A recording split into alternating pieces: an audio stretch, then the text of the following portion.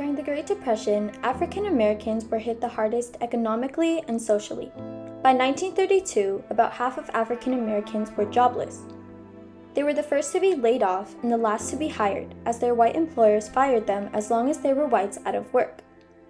They were not to simply keep a job over a white man. The African American unemployment rate drastically increased by 50%, and a black man was 2 times more likely to be unemployed than that of a white man. On top of this, black people already obtained lower paying jobs than white people, so when the economy collapsed, they had little to no financial backing. Terror for African Americans reigned in the early 1900s as a result of the introduction of Jim Crow laws in the South, which was legislation that enforced racial segregation.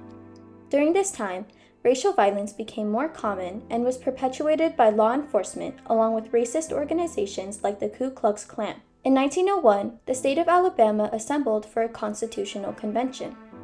At this convention, the delegates adopted their 6th state constitution. Through this constitution, the establishment of a state based on white supremacy and the separation between whites and African Americans were their main goals, and they succeeded.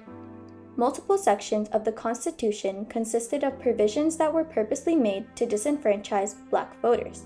This was a declaration of the belief that black people were undeserving of a voice regarding the government. Section 102 prevented legislation that would ever allow interracial marriages. Section 256 established a completely segregated school system. These legal acts of the enforcement of segregation heavily influenced how race was defined in Alabama and contributed to the state's shift towards understanding race as a separation between blacks and whites. Due to the Alabama Constitution of 1901, segregation greatly increased in Mobile, a city in Alabama. Public spaces were either separated or only reserved for whites. Racial violence became more common in the South as well. African Americans who attempted to defend themselves against racist violence ended up in prison or sentenced to death by the electric chair, while on the other hand, their attackers were freed. The Scottsboro boys case is a prime example of Black Americans being scrutinized and convicted for crimes that were merely imaginary. During the Great Depression, workers in desperation for jobs illegally hopped onto freight trains, trying to reach cities that they could potentially find employment. On March 25th of 1931, a fight broke out on a train that was on its way west of Chattanooga, Tennessee. It began when a white man stepped on a foot of a black man, which resulted in a violent outburst between numerous travelers of 2 races. The black man expelled the white man off the train, who angrily spread the news of the event and gathered an angry white mob together, who had met the boys at the station of Paint Rock, Alabama. 9 men, whom not of all which had been involved in the altercation, were arrested in Paint Rock, as they were faulted with the incitement of the fight. The said criminals were then transported to a jail at Scottsboro, Alabama, where they gained the nickname of the Scottsboro Boys. The 2 white women that were also on the train, Ruby Bates and Victoria Price, convicted the white men of raping them to get out of trouble for being on the train in the first place. In 1931, from April 6th until the 9th, each boy faced a trial, all of whom being sentenced to death by their respective juries. The 9 men included 13-year-old Leroy Wright, who was on his first ever trip away from his hometown of Chattanooga. Wright had testified that he witnessed the rape, but was later revealed that he was beaten and coaxed into lying during his trial. He only faced 1 trial and was exonerated in 1937, along with all his charges being dropped. 13-year-old Eugene Williams was involved in the brawl, but did not see the 2 white women until after being escorted off the train. He was also exonerated in 1937. 16-year-old Ozzie Powell did not participate in the fight, but was a witness of it. He did not know any of the other Scottsboro boys prior to being arrested. In 1937, after testifying in another trial for another member of the group, he got into a fight with a deputy and slit his throat while in handcuffs. The deputy then fired a bullet at him, which lodged into his brain. Powell survived, but faced permanent damage with his memory, and he was weakened in the right arm and leg. He was finally released from jail in 1946 and moved back home to Georgia. 17-year-old Willie Robertson was alone in a boxcar but was allegedly one of Ruby Bates' rapists. However, he suffers from syphilis, which makes it irrational to blame the rape on him, as intercourse would have been extremely painful. He also needed a cane in order to walk, making it impossible for him to train hop, as accusers said he had. He was a part of the men who were exonerated in 1937, after a dreadful time in prison due to the lack of fresh air worsening his asthma. 17-year-old Olin Montgomery rode alone in one of the train cars, not knowing any of the other convicted men. He remained consistent in his story and even got the prosecutors to believe his innocence. However, he still spent 6 years in jail and was released in 1937. In prison, he had a dream of becoming a musician and would frequently ask supporters for instruments in hopes of his dream coming true once he was free. Ultimately, his musical calling failed him, and he held on to jobs for only a couple of months each.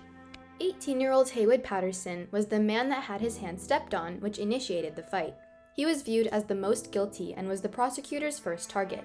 He faced the most trials out of all of the boys, having been retried 3 times after the initial trial with everyone. He spent 16 years in different prisons and courtrooms and escaped twice.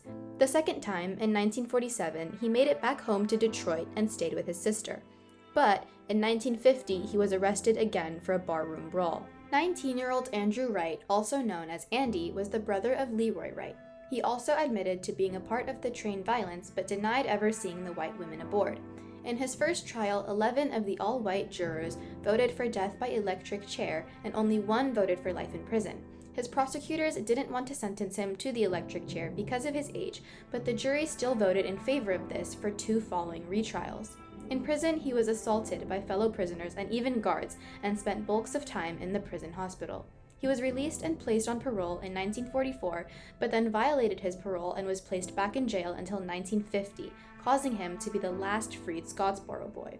However, he was sentenced to prison in 1951 after being convicted of rape for a second time by his girlfriend.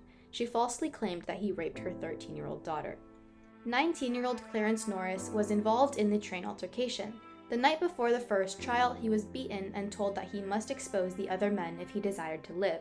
In court, he said that he witnessed the rape and said that every man was guilty except for him.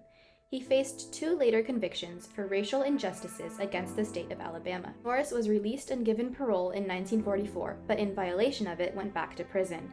He received parole for a second time in 1946. He was the longest living Scottsboro boy. 19-year-old Charles Weems did participate in the train fight. After the initial one in 1931, he faced a second trial in 1937 but kept a clean prison record and received parole in 1943.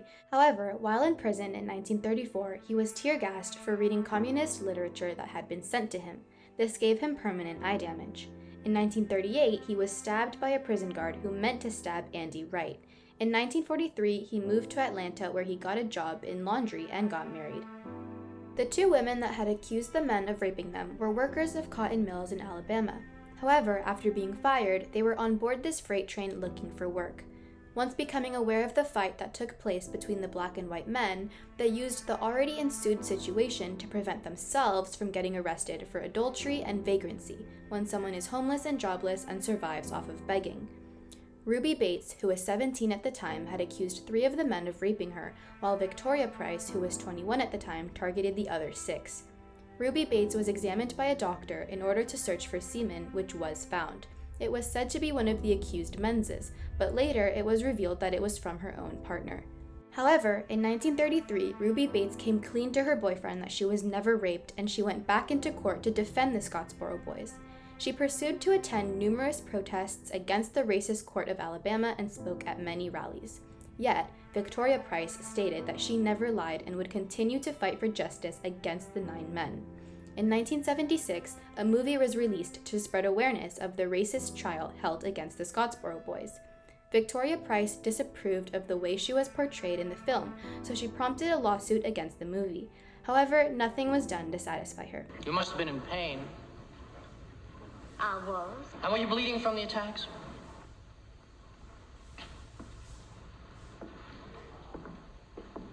Were you bleeding from the attacks, Mrs. Price? Yes, I was.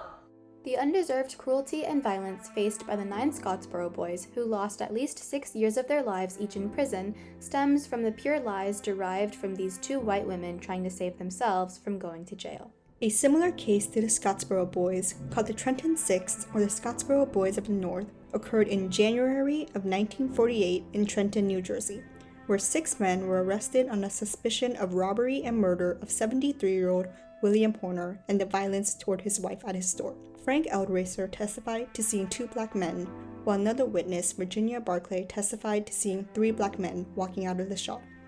The police were then ordered to search and arrest any black men on the streets without good reason, specifically in the poorer sections of New Jersey.